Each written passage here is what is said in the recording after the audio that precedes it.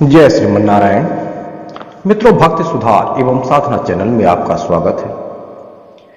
आज हम आपको बताते हैं कि कफ दोष क्या है और इसके असंतुलित कफ के होने से कौन से रोग होते हैं तथा उनके क्या लक्षण हैं और उनके कैसे उपाय किए जाएं।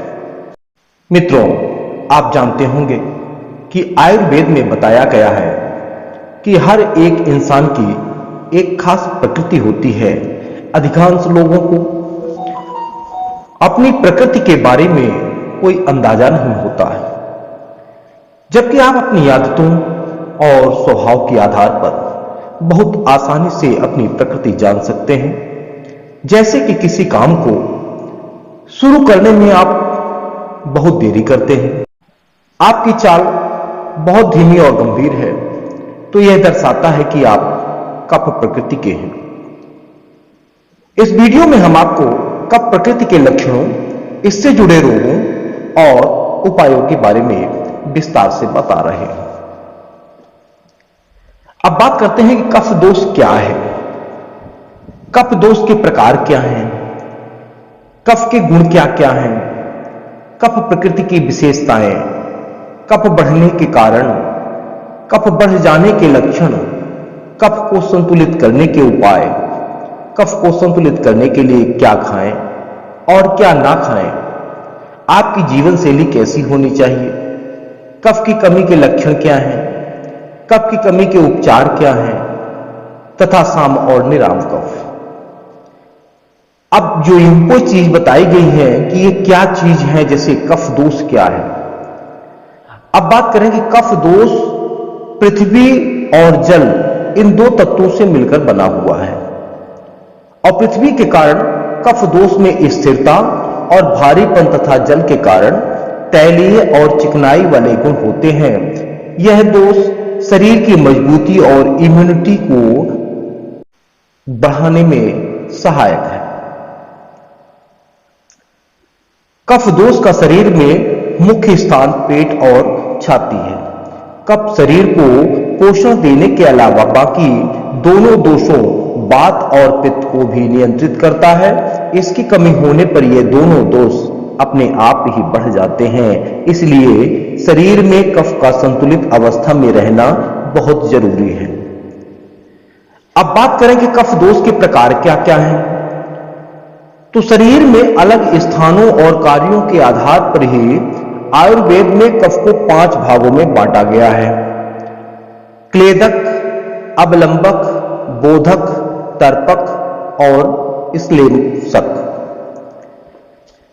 आयुर्वेद में कफ दोष से होने वाले रोगों की संख्या लगभग 20 मानी जाती है, अर्थात 20 ऐसे रोग हैं जो कफ दोष के कारण उत्पन्न होते हैं। बात करें कि कफ के गुण क्या क्या हैं, जैसे कफ भारी, ठंडा, चिकना, मीठा, स्थिर और चिपचिपा होता है, यही इसके स्वाभाविक गुण हैं। इसके अलावा कफ धीमा और गीला होता है। रंगों की बात करें तो कफ का रंग सफेद और स्वाद मीठा होता है। किसी भी दोष में जो गुण पाए जाते हैं उनका शरीर पर अलग अलग प्रभाव पड़ता है और उसी से प्रकृति का पता चलता है। जैसे कफ की प्रकृति की विशेषताएं। अब ये विशेषताएं जो हैं, जैसे कफ दोष के गुणों के आधार पर ही इसकी प्रकृति के लक्षण नजर आते हैं। हर एक दोष का अपना एक विशिष्ट प्रभाव है। जैसे कि भारीपन के कारण ही कफ प्रकृति वाले लोगों की चाल धीमी होती है और शीतलता गुण के कारण उन्हें भूख, प्यास, गर्मी कम लगती है और पसीना कम निकलता है।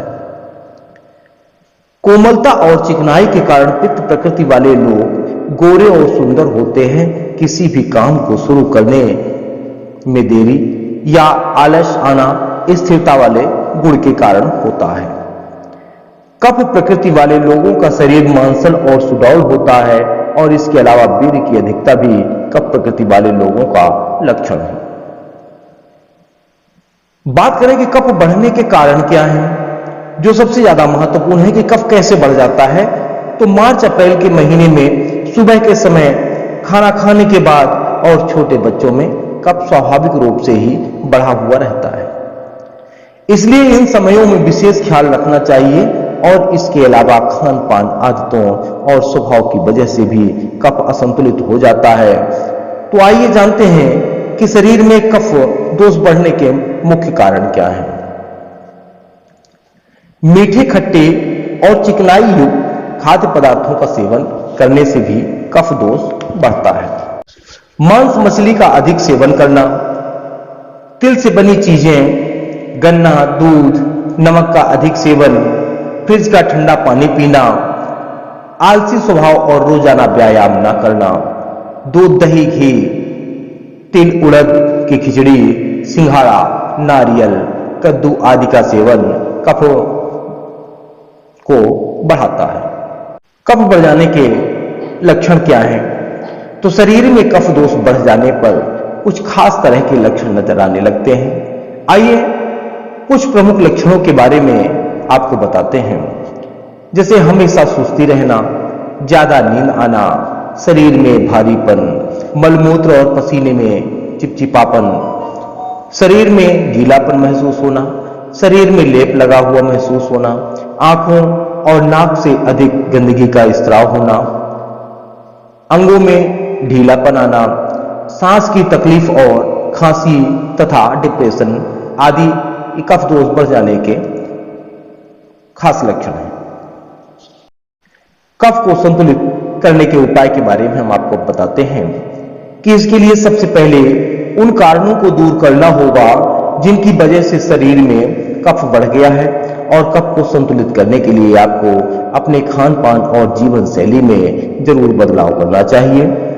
आइए सबसे पहले खान पान से जुड़े बदलावों के बारे में बात करते हैं। तो कफ को संतुलित करने के लिए क्या खाएं?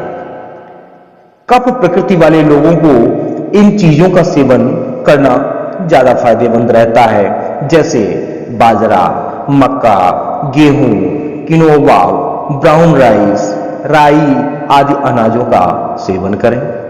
सब्जियों में पालक, पत्ता गोभी, ब्रोकली, हरी सेम, शिमला मिर्च, मटर, आलू, मूली, चुकंदर आदि का सेवन करें। जैतून के तेल और सरसों के तेल का उपयोग करें।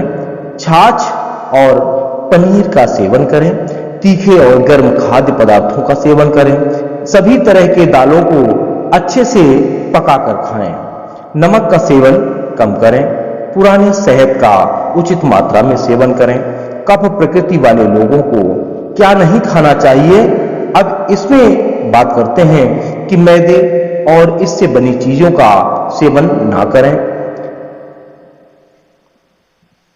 खीरा, टमाटर, शकरकंद के सेवन से परहेज करें। केला, खजूर, अंजीर, आम, तरबूज के सेवन से परहेज करें। अब मित्रों बात करते हैं कि जीवन शैली में बदलाव किस तरह किया जाना चाहिए। तो खान पान में बदलाव के साथ साथ कफ को कम करने के लिए अपने जीवन शैली में बदलाव लाना भी जरूरी है। आइए जानते हैं कि बढ़े हुए कफ को कम करने के लिए क्या करना चाहिए। पाउडर से सूखी मालिश या तेल से शरीर की मसाज करना चाहिए। गुनगुने पानी से नहाएं और रोजाना कुछ देर धूप में अवश्य टहलें। रोजाना व्यायाम करें, जैसे कि दौड़ना, ऊंची व लंबी कूद, कुश्ती, तेजी से टहलना, तैरना आदि। गर्म कपड़ों का अधिक प्रयोग करें। बहुत अधिक चिंता ना करें। देर रात तक ना जागें। रोजाना की दिनचर्या में इस तरह बदलाव लाएं और ज्यादा आराम पसंद जिंदगी ना बिताएं, बल्कि कुछ ना कुछ अवश्य करते रहें। कफ बहुत ज्यादा बढ़ जाने पर उल्टी करवाना सबसे ज्यादा फायदेमंद होता है, और इसके लिए आयुर्वेदिक चिकित्सक द्वारा तीखे और गर्म प्रभाव वाले औषधियों की मदद से उल्टी कराई जाती है। असल में हमारे शरीर में कफ अमाशय और छाती में सबसे ज्यादा होता है। उल्टी अर्थात वमन क्रिया करवाने से इन अंगों से कफ पूरी तरह बाहर निकल जाता है। अब बात करते हैं कि कफ की कमी के लक्षण क्या हैं। तो कफ बढ़ जाने से तो समस्याएं होना आम बात है। लेकिन क्या आपको पता है कि कफ की कमी से भी कुछ समस्याएं हो सकती हैं? बिल्कुल हो सकती हैं। यदि शरीर में कफ की मात्रा कम हो जाए तो आपको जो लक्षण नजर आते हैं हम उनके संबंध में आपको बताते हैं। जैसे शरीर में रूखापन होना, शरीर में अंदर से जलन महसूस होना, फेफड़ों, हड्डियों, हृदय और सिर में खालीपन महसूस होना, बहुत प्यास लगना, कमजोरी महसूस होना और नींद की कमी हो जाना। कफ की कमी के उपचार क्या क्या हैं? तो मित्रों, बात करते हैं कि कफ की कमी होने पर उन चीजों का सेवन करें जो कफ को बढ़ाते हों, जैसे दूध, चावल। गर्मियों के मौसम में दिन में सोने से भी कफ बढ़ता है, इसलिए कफ की कमी होने पर आप दिन में कुछ देर जरूर सोएं। अब बात करते हैं कि साम और निराम कफ क्या है। पाचक अग्नि कमजोर होने पर हम जो भी खाना खाते हैं उसका कुछ भाग ठीक से पच नहीं पाता और वही हिस्सा मल के रूप से में बाहर निकलने की बजाय शरीर में ही पड़ा रहता है।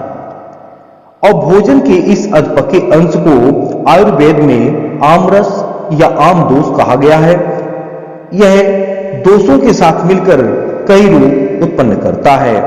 जब कफ आम से मिला होता है तो वह अस्वच्छ तार की तरह आपस में मुड़ा हुआ, गले में चिपकने वाला, गाढ़ा और बदबूदार होता है। ऐसा कफ डकार को रोकता है और भूख को कम करता है। जबकि निराम कफ झाग वाला जमा हुआ, हल्का और दुर्गंध रहित होता है। निराम कफ गले में नहीं चिपकता और मुंह को साफ रखता है। मित्रों, अगर आप कफ प्रकृति के हैं और अक्सर कफ के असंतुलित होने से आप परेशान रहते हैं तो जो नियम बताए गए हैं उन नियमों का पालन करें और यदि समस्या ठीक ना हो रही हो या गंभीर हो तो तुरंत किसी आयुर्वेदिक चिकित्सक से संपर्क कर अपना इलाज करवाएं। जय श्रीमन्नारायण।